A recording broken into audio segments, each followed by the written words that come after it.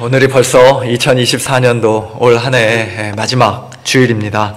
너무 상투적인 표현일 수도 있습니다만 세월이 정말 쏜살같이 흐르는 것을 해마다 이맘때가 되면 더욱 뼈저리게 느끼게 됩니다. 그런데 굳이 연말이 아니어도 세월이 참 빨리 흐른다는 사실을 느끼면서 깜짝 놀랄 때가 종종 있는데요. 특히 우리 어린 아이들이 자라는 것을 볼 때 그렇습니다. 저도 그렇고 우리 성도님들도 그렇고 한 해가 지나고 두 해가 지난다고 해서 심지어는 5년, 10년이 지난다고 해서 별로 그렇게 많이 달라지지 않지요. 머리에 흰머리가 좀 더 많아지고 주름이 좀 더 깊어질 뿐 세월이 지난다고 해서 이제 더 이상 키도 크지 않습니다, 우리는. 하지만 우리 아이들은 그렇지 않는 것을 보게 됩니다. 어느 성도님 가정에 아기가 태어났다는 소식을 들은 게 엊그제 같은데 그 아이가 어느새 돌이 되고 금세 기어다니고 걸어다니고 또 신나게 뛰어다니고 조금 있다가 학교 들어가고 교회 주일학교나 유스그룹 활동 하다가 어느 순간 부모님보다도 더 키가 훌쩍 커진 그런 모습에 깜짝 놀라고는 합니다. 아마 저만 그런 것은 아닐 것 같아요. 우리 성도님들도 우리 주일학교 아이들, 학생들 볼 때마다 어느 순간 엄마보다도 커지고 아빠보다 커진 그런 모습에 깜짝깜짝 놀라곤 합니다. 물론 부모님들 입장에서는 아이를 그만큼까지 키우는 것이 결코 쉽지 않은 일이었을 것입니다만, 그러나 옆에서 지켜보는 사람들 입장에서는 아이들은 일단 낳기만 하면 지들이 알아서 크는가 보다 그런 생각이 들 정도로 금세 자라는 것이 사실입니다. 오늘 본문에서 예수님이 비유로 말씀하신 하나님의 나라도 이와 비슷하다는 생각을 한번 해봅니다. 오늘 본문인 마가복음 4장 26절 이하에서 예수님은 두 가지 비유로 하나님의 나라에 대해 가르쳐 주셨는데요.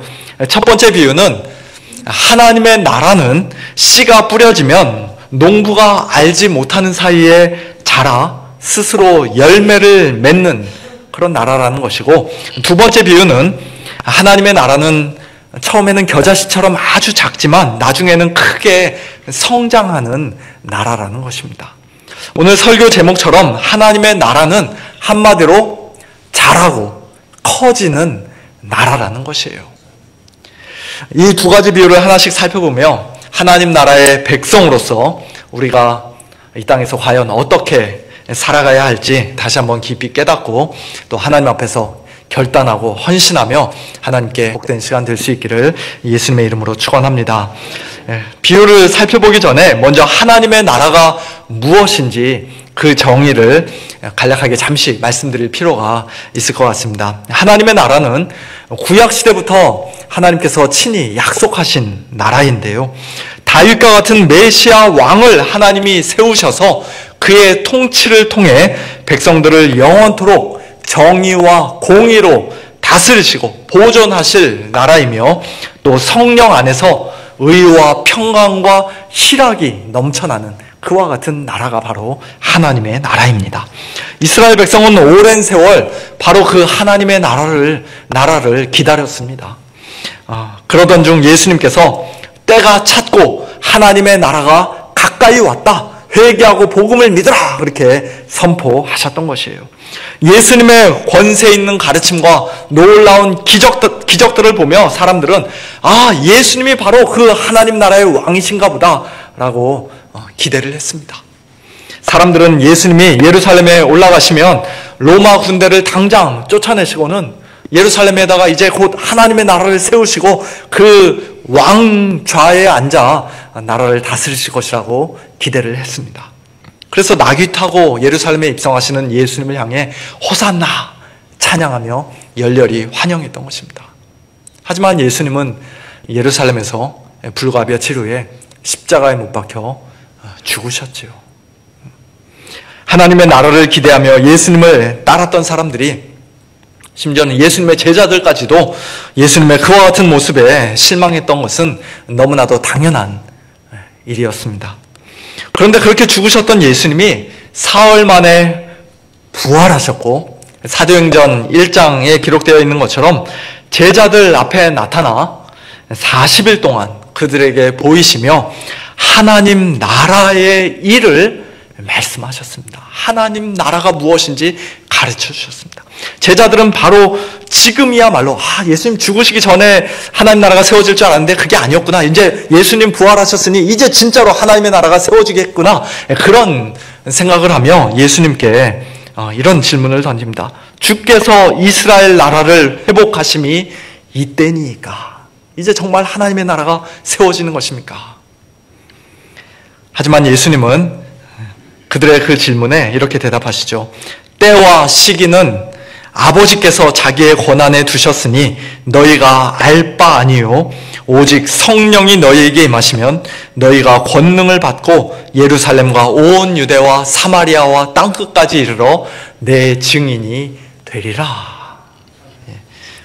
예수님의 죽으심과 부활로 또 성령 강림으로 이 땅에 시작되는 하나님의 나라는 그 당시에 즉시로 단번에 완성되는 것이 아니라 이스라엘이라는 한 민족에 국한되는 그런 나라가 아니라 오랜 시간에 걸쳐서 계속해서 진행되는 나라요.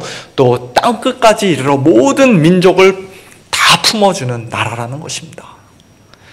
2000년 전 예수님의 초림과 더불어 이 땅에 이미 시작된 하나님의 나라는 이제 곧 하나님 나라의 복음이 땅끝까지 이르러 모든 민족에게 전파되어 마침내 예수님 이 땅에 다시 오시는 날, 이 세상 마지막 날 드디어 완전히 회복되고 가장 영광스러운 모습으로 완성될 것입니다. 그때까지 하나님의 나라가 이 땅에서 과연 어떻게 자라는가, 얼마만큼이나 커지는가, 바로 그것에 대해 오늘 예수님께서 두 가지 비유로 말씀해 주신 것이에요. 먼저 첫 번째로 하나님의 나라는 오늘 본문 26절부터 29절까지의 말씀과 같이 스스로 열매를 맺고 자라는 나라입니다. 하나님의 나라는 사람이 씨를 땅에 뿌림과 같으니 그가 밤낮 자고 깨고 하는 중에 씨가 나서 자라되 어떻게 그리 되는지를 알지 못하느니라. 땅이 스스로 열매를 맺되 처음에는 싹이 후에는 이삭의 충실한 곡식이라. 열매가 익으면 곧 낫을 대나니 이는 추수 때가 이르렀음이라. 이 비유는 사복음서 중에서 오직 마가복음에만 기록되어 있는 아주 독특한 말씀인데요. 하나님 나라의 아주 중요한 특징에 대해 배울 수 있는 말씀입니다. 그것은 하나님의 나라를 자라게 하는 그 주체가 우리 인간들이 아니라는 것이에요. 물론 사람이 하는 일이 아주 없는 것은 아니죠. 땅에다가 씨를 뿌리는 것은 분명히 사람이 하는 일입니다. 씨를 뿌리는 그 사람이 궁극적으로는 예수님이라고 할 수 있지만 오늘 우리 역시도 주위 사람들에게 입을 열어 하나님의 말씀을 전하고 복음을 전할 때마다 그 씨를 땅에 뿌리는 것이라고 할 수 있습니다. 우리는 누가 열매 맺는 좋은 땅인지, 누가 길가나 돌밭이나 가시떨기와 같이 아무런 열매를 맺지 못하는 땅인지 알 수 없기 때문에 때를 얻든지 못 얻든지 이 사람 저 사람에게 하나님의 말씀을 무차별적으로 전하며 부지런히 씨를 뿌립니다. 그런데 그렇게 뿌린 씨가 예수 그리스도의 복음이 좋은 땅에 떨어지면 그 다음부터는 씨가 나서 저절로 자라게 된다는 것이에요. 땅이 스스로 열매를 맺는다는 것입니다. 스스로라고 번역된 이 단어는 헬라어로 아우토마토스라고 하는데요. 이 단어에서 오토매틱 영어 단어가 생겨나왔습니다. 땅 저절로 열매를 맺는데 처음에는 싹이요, 다음에는 이삭이요, 그 다음에는 이삭의 충실한 곡식입니다. 그리고 열매가 다 익으면 드디어 낫을 대어 추수를 하게 됩니다. 낫을 대어 추수한다는 것은 하나님의 나라가 완성되는 때, 즉 예수님의 재림과 마지막 심판의 날을 가리키는 표현이라고 할 수 있습니다. 그 추수의 날까지 땅에다가 씨를 뿌렸던 그 사람은 무엇을 합니까? 오늘 예수님의 이 비유에 의하면 그는 밤낮 자고 깨고를 반복할 뿐 특별히 하는 일이 없어 보입니다. 그 씨가 어떻게 자라는지도 그는 전혀 알지 못합니다. 한마디로 씨를 자라게 하는 것은 그가 할 수 있는 일이 아니라는 것이에요. 하나님 나라의 지속적인 성장과 확장은, 그리고 최종적인 완성은 우리 인간들의 손에 달려있지 않다는 것입니다. 그렇다면 누구의 손에 달려 있습니까? 그 씨가 어떻게 자라고 어떻게 스스로 열매를 맺는 것입니까? 예수님께서 비유를 통해 직접적으로 말씀하지는 않으셨지만 우리는 그 모든 일을 바로 하나님께서 하시는 것이라는 사실을 너무나도 잘 알고 있습니다. 모든 것이 다 전적으로 하나님의 손에 달려 있는 것이죠. 고린도전서 3장에서 사도 바울은 말씀의 사역자들이 아무리 이런저런 수고를 감당한다 할지라도 자기들은 사실 아무것도 아니요, 결국에는 하나님께서 일하시는 것이라고 분명히 말씀합니다. 나는 심었고 아볼로는 물을 주었으되 오직 하나님께서 자라나게 했나니, 그런즉 심는 이나 물 주는 이는 아무것도 아니로되 오직 자라게 하시는 이는 누구라고요? 하나님 뿐이니라. 솔로몬도 시편 127편에서 동일한 말씀을 합니다. 여호와께서 집을 세우지 아니하시면 세우는 자의 수고가 어때며, 여호와께서 성을 지키지 아니하시면 파수꾼의 깨어있음이 헛되도다. 너희가 일찍이 일어나고 늦게 누우며 수고의 떡을 먹음이 헛되도다. 그러므로 여호와께서 그의 사랑하시는 자에게는 잠을 주시는도다. 사람이 최선을 다해 집을 세우거나 파수꾼이 밤새도록 성을 지키는 그런 수고를 전혀 할 필요가 없다는 뜻이 아니라, 우리가 일찍 일어나고 늦게 누우며 하루 종일 열심히 일하고 부지런히 수고하는 것이 나쁘다는 뜻도 아니라, 궁극적으로는 하나님께서 일하셔야, 하나님께서 친히 집을 세우시고 친히 성을 지켜주셔야 그 모든 일들이 헛수고가 되지 않을 것이며 마침내 성공하게 될 것이라는 말씀입니다. 일이 잘 안 풀리면 어떻게 하나? 전전긍긍하지 않아도, 걱정 근심하며 밤새 뜬 눈으로 지새지 않아도 하나님께서 그의 사랑하시는 자의 모든 것을 다 책임져 주실 것이며 모든 일을 합력하여 반드시 선을 이루실 것이라는 사실을 분명히 믿고 확신하는 우리 성도들은 평안한 마음으로 밤에 잠을 푹 잘 수 있다는 것입니다. 하나님의 나라도 마찬가지입니다. 땅에다 씨를 뿌리는 것은 분명히 사람이 하는 일이지만 그 밖에 그가 할 수 있는 일은 아무것도 없어 보입니다. 그저 밤낮 자고 깨며 일상을 살아갈 뿐입니다.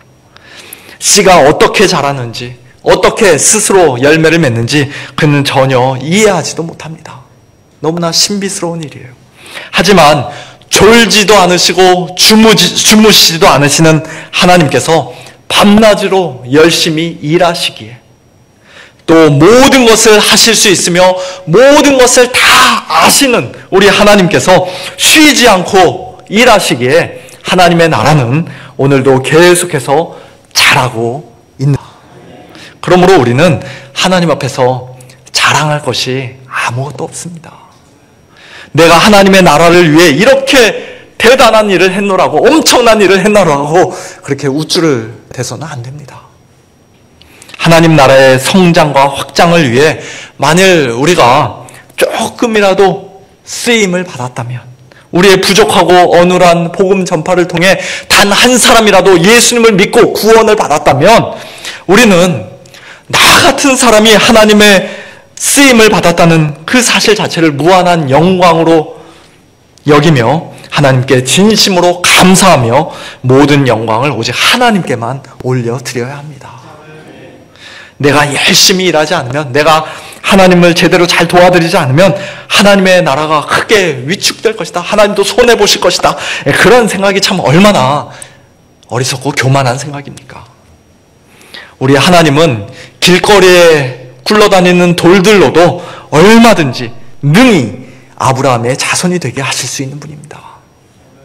그와 같은 능력의 하나님께 구원의 은혜를 받고 부르심을 받은 성도들로 다해야 할 이유인 줄로 믿습니다. 오늘 본문 30절 이하에서 예수님이 말씀하신 두 번째 비유는 그 유명한 겨자씨 비유입니다. 우리가 하나님의 나라를 어떻게 비교하며 또 무슨 비유로 나타낼까? 겨자씨 한 알과 같으니 땅에 심길 때에는 땅 위의 모든 씨보다 작은 것이로되 심긴 후에는 자라서 모든 풀보다 커지며 큰 가지를 내나니 공중의 새들이 그 그늘에 깃들일 만큼 되느니라. 어떤 사람은 예수님의 이 말씀에 시험이 들어서 성경을 하나님의 말씀으로 이제 더 이상 믿지 않기로 결심했다고 합니다. 이 세상에는 겨자씨보다 훨씬 더 작은 씨가 분명히 있는데 겨자씨가 가장 작다고 말씀하신 것을 보니 예수님도 틀렸다는 것이에요. 성경이 틀렸다는 것입니다. 그런 이유로 예수님을 믿지 않고 성경을 믿지 않는 사람이 있다는 게 정말 너무나도 안타깝습니다. 예수님은 지금 생물학 강의를 하고 계신 것이 아니죠. 무슨 어디 과학 저널에다가 논문을 쓰고 계시는 것이 아닙니다. 겨자씨 한 알은 그 당시 이스라엘 사람들이 가장 작은 것을 상징적으로 표현할 때 종종 사용하던 일종의 속담과도 같은 것이었습니다. 오늘날 우리도 아주 작은 것을 가리켜서 뭐 코딱지만하다든지 눈곱만큼 작다든지 그런 표현들 사용하지 않습니까? 그게 가장 작아서가 아니라 우리가 쉽게 생각해낼 수 있는 가장 작은 것이기 때문이죠. 또 바늘도둑이 소도둑 된다. 그런 속담도 우리는 잘 알고 있습니다. 어쨌든 겨자씨 비유를 통해 예수님께서 말씀하고자 하시는 핵심 메시지는 하나님의 나라가 이 땅에 처음 시작될 때에는 사람들 눈에 잘 보이지도 않을 정도로 아주 작고 미약했지만 심긴 후에는 자라서 마침내 모든 풀보다 커지며 큰 가지를 내게 된다는 것입니다. 얼마큼까지 커집니까? 공중의 새들이 그 그늘에 깃들일 정도로 그만큼 커진다고 말씀합니다. 실제로 겨자씨는 나중에 거의 약 2m 정도까지 커져서 새들이 날아와 그늘에 머물거나 또 쉴 수 있는 공간을 제공해 준다고 하는데요. 아주 작은 겨자씨 한 알이 그렇게까지 커진다는 것은 정말 놀라운 일이 아닐 수가 없습니다. 예수님이 만일 오늘날 미국에 살고 있는 저와 여러분에게 이 비유를 직접 말씀하셨다면 우리는 사실 겨자씨를 직접 본 적도 없고 얼마큼 작은 것인지 또 그게 얼마큼이나 커지는지 자세히 잘 모르니까 아마도 저기 세코야 파크에 있는 아주 큰 나무, 유명한 나무 있죠. 그런 나무를 빗대서 이렇게 말씀하셨을 수도 있겠다. 뭐 그런 생각을 한번 해봅니다. 여기서 한 대여섯 시간 운전해서 북쪽으로 올라가면은 세코야 파크이 나오는데요. 거기는 제너럴 셔먼이라는 아주 큰 나무가, 유명한 나무가 있습니다. 이 세계에서 존재하는 부피상으로 볼 때 가장 두꺼운 나무, 높이도 그만큼 높은 아주 거대한 나무가 한 그루 서 있는데요. 그 나무는 나이가 2000살이 훨씬 더 넘었다고 합니다. 2000 몇백 년 되는 것 같아요. 하지만 2000년 전부터 그렇게 그 나무가 컸습니까? 처음 시작은 그 나무 역시도 아주 작은 세코야 나무에 속하는 어떤 특유의 아주 작은 씨앗으로부터 시작을 했던 것이죠. 어느 날 그 씨앗이 땅에 떨어져서 심겨진 후 오랜 세월이 흘러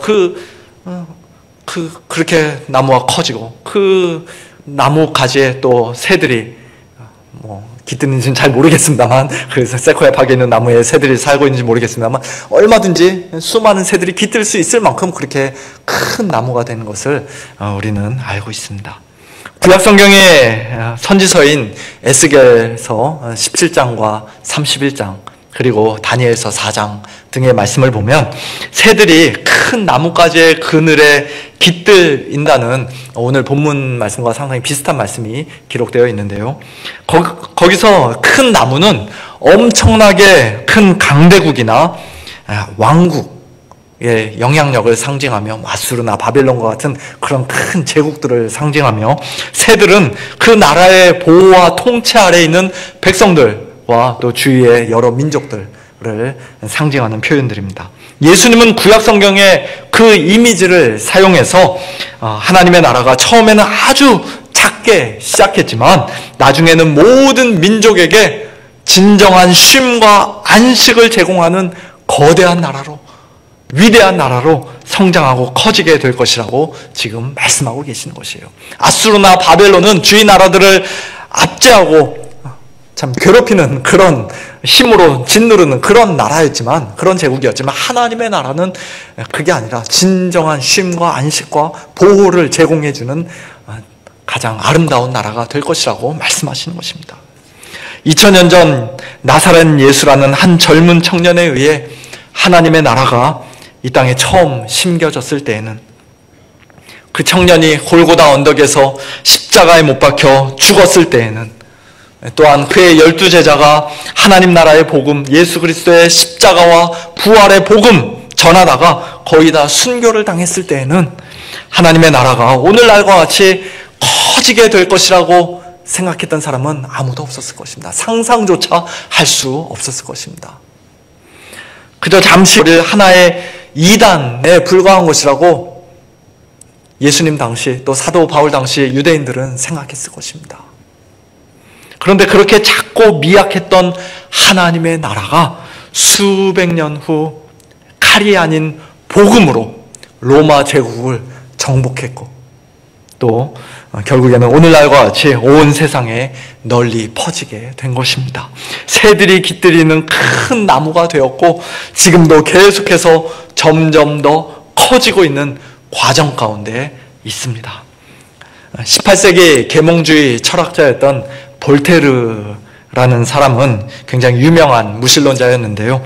그는 기독교와 성경을 아주 강하게 비판하며 그것들이 머지않아 곧 다 사라질 것이라고 그렇게 주장을 했습니다. 호언장담을 하고 다녔습니다. 하지만 그의 예상과는 달리 성경은 여전히 전 세계에서 가장 널리 읽히는 책으로 남아있으며, 기독교는 전 세계적으로 확장이 되었죠.